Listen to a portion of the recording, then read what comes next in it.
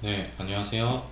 오늘은 신학생의 시각으로서 특별히 개혁주의, 장로교 혹은 청교도적인 지금 정치적으로 하시는 분들하고는 전혀 상관이 없고요. 정말 역사 가운데서 정말 전개되어 왔던 그런 칼빈과 어거스틴 그런 정말 개혁주의적인 시각을 나름대로 개인적으로는 주장을 합니다. 그거를 공부하는 신학생이 바라보는 현대 세상 가운데서 우리가 신학을 공부하다 보면 범신론이라는 사상에 대해서도 유물론이라는 사상에 대해서도 기독교적인 세계관과 다르다라고 말을 하는데 어떤 점에서 이런 게 지금은 전개되고 있는지를 한번 나눠보는 시간을 갖도록 하겠습니다. 우선 비고츠키는 제가 쓴 사람 중에 비고츠키라는 사람이 있는데요. 실제로 교육에서 근접발달 영역이라는 표현으로 사용이 되고 있습니다. 근접발달 영역은 사람이 각 개개인이 어떤 문제를 해결을 하는데 근데 이제 문제라고 하지 않고 정신적인 능력을 수행한다라고 표현을 하겠습니다.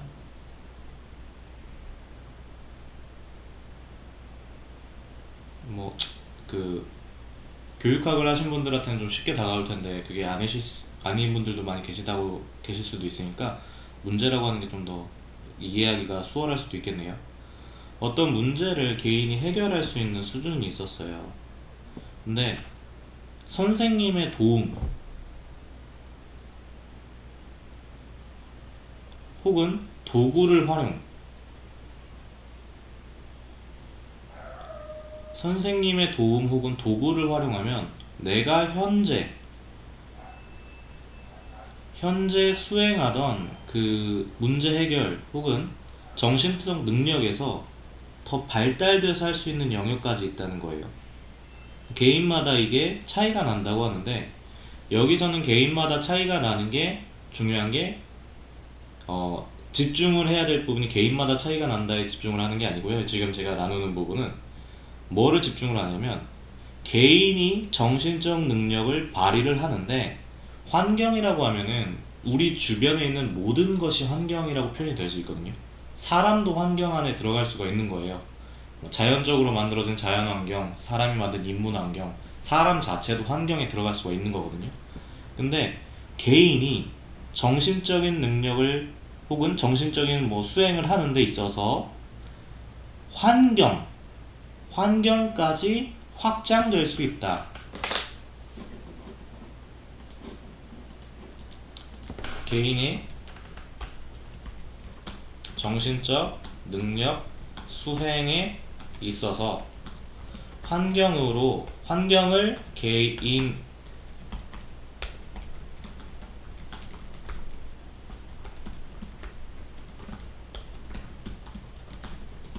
이건 제가 그냥 만든 말이에요. 이런 식으로 정의하지는 않습니다.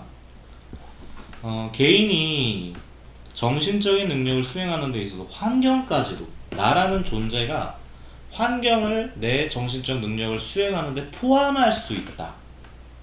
환경까지 확장이 된 거예요. 확장이라는 말을 한번 보도록 하겠습니다.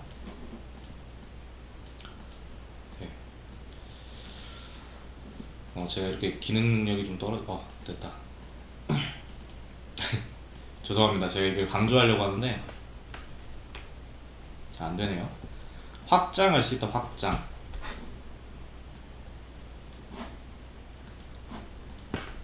자, 그러면 이게 사실은 비고츠키의 이 사상은 스피노자에게 왔다라고 표현을 하거든요. 제가 아는 바로 그렇습니다. 그 원리가 그거예요. 그럼 중국뇌 사고 실험이라는 게 무엇이냐? 한번 보도록 하겠습니다.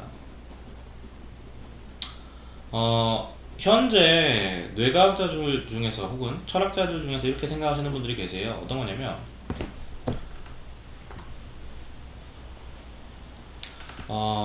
시냅스, 그러니까 뇌에서 그러니까 뇌세포가 뇌의 어떤 부분들이 서로 어떻게 연결되느냐에 따라서 사실은 연결의 방식에 따라서 정보값이라고, 그러니까 연결 방식이 유의미한 연결이라고 표현을 할 수 있는 방식이 있다고 하기도 하고요. 그냥 그렇게 크게 의식 의식적인 부분하고 그렇게 크게 관심이 없다라고 생각되는 연결, 그러니까 정보값이라고 표현을 하는 게 의식, 이 사람들이 생각하기에는 의식을 일으킬 수 있는 연결이라고 생각하는 거예요. 그거 크게 정보값을 지니지 않는 연결도 있다고 생각을 하기도 하는데, 어쨌든 이런 수많은 무수한 그 뇌에서의 그런 연결, 시냅스가 있으면 어떻게 생각을 하냐면, 아까 전에 의식과 관련되어 있다고 했잖아요. 의식이 창발한다 혹은 일어난다 라고 생각하는 시각이 있습니다. 그럼 이 창발이 뭐냐면, 이전에 없던 게 생기는 게 창발이에요. 저도 이제 이런 표현을 쓰는데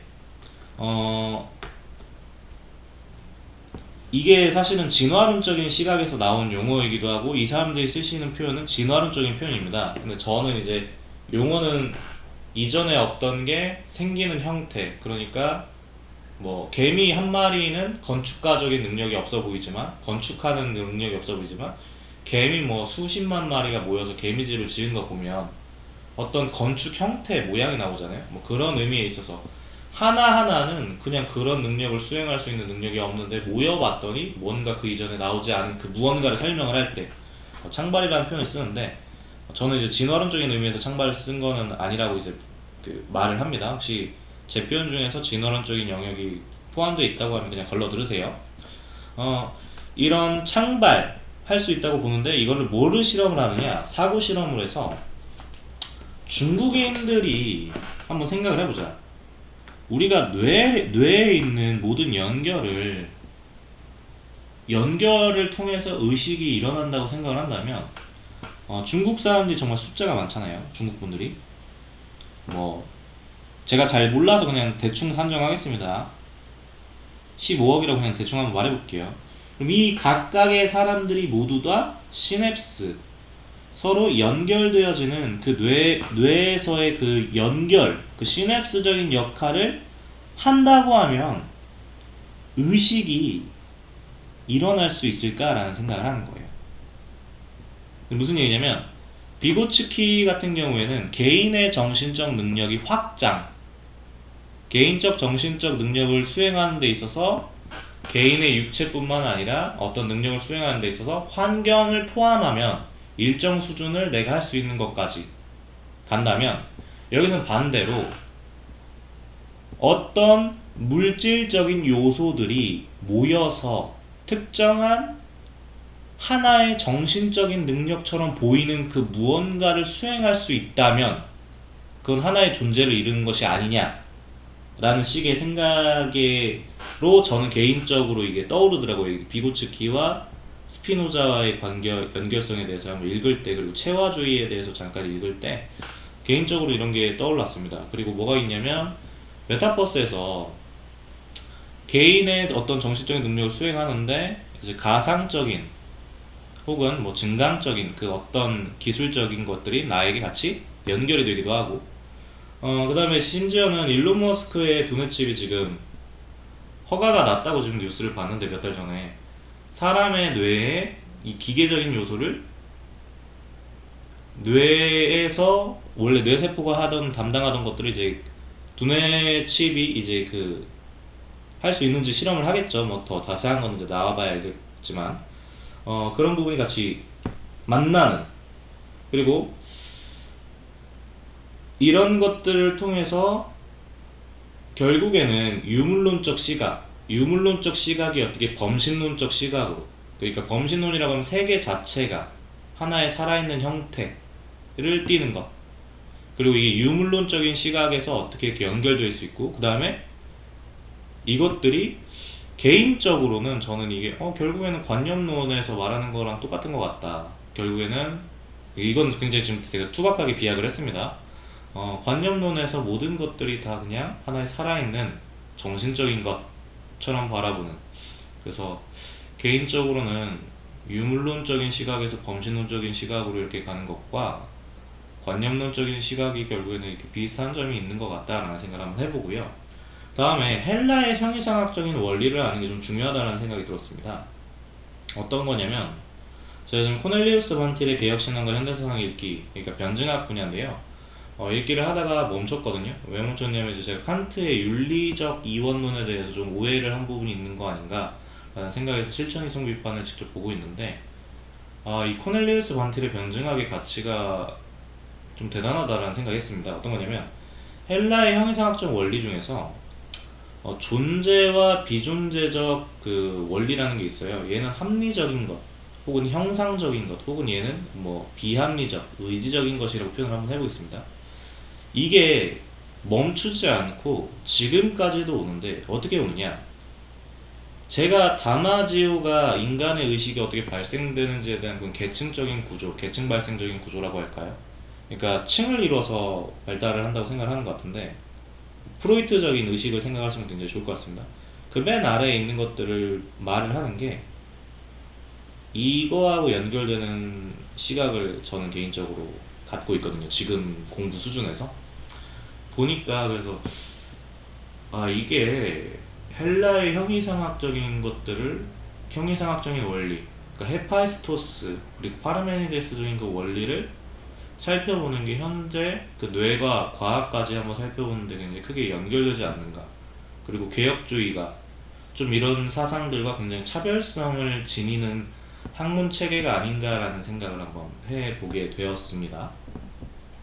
네, 그래서 이렇게 말해서 제가 이제 결국에는 나누고 싶은 것 중에 하나는요, 저의 생각이 다 틀렸을 수도 있습니다. 이분들은 사실은 제가 이렇게 말을 하면서도 그 비판을 하면서, 그러니까 비판적으로 제가 표현을 할 때가 많은데요. 그러면서도 하고 싶은 말은 제가 학자로서는 너무 대단하다라는 생각을 하고 존중은 합니다. 존경하고요. 그러니까 정말 너무 뛰어나잖아요. 이제 사상적으로 우리가 이런 세계관이 다릅니다라는 표현을 하려고 하는 거지. 이분들이 이분들이 그 뛰어나심에 대해서 그거를 폄훼하고 싶지는 않고요. 어쨌든 계속 편하게 나누자면, 우리가 이제는 나라는 하나의 존재가 이렇게 메타버스든 뭐 기계 두뇌 칩이든 혹은 뭐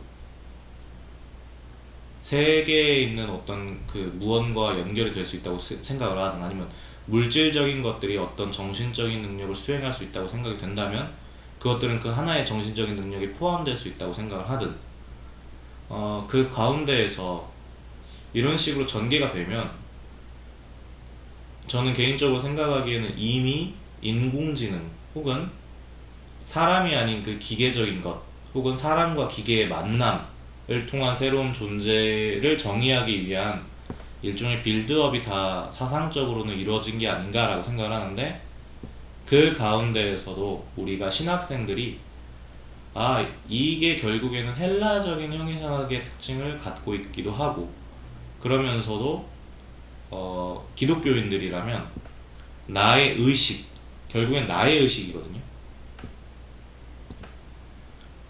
하나의 내가 온 세상을 나의 의지로 움직일 수 있게 연결을 지었다고 하더라도, 나의 정신에 따라 움직인다고 하더라도 다른 타인이 있다면,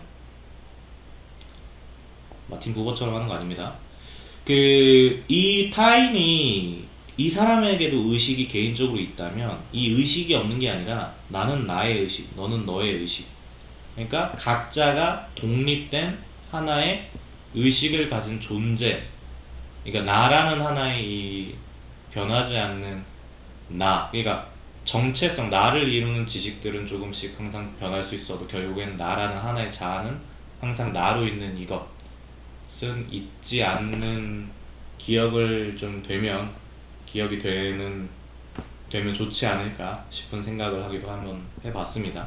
네, 그래서 오늘은 비고츠키와 중국내 사고실험관의 개인적으로 그 신학생으로서 공부를 하면서 살펴보면서 결국에는 유물론과 범신론, 그리고 관념론, 그리고 현재 있는 사람이라는 존재에 대해서 우리가 어떻게 바라보는 시각들이 앞으로 전개될 것인가, 그 부분들에 대해서 한번 나눠보기도 하고서 잊지 않았으면 좋겠는 점까지 한번 나눠보았습니다. 네, 감사합니다. 그러면 다음에 뵙겠습니다. 감사합니다.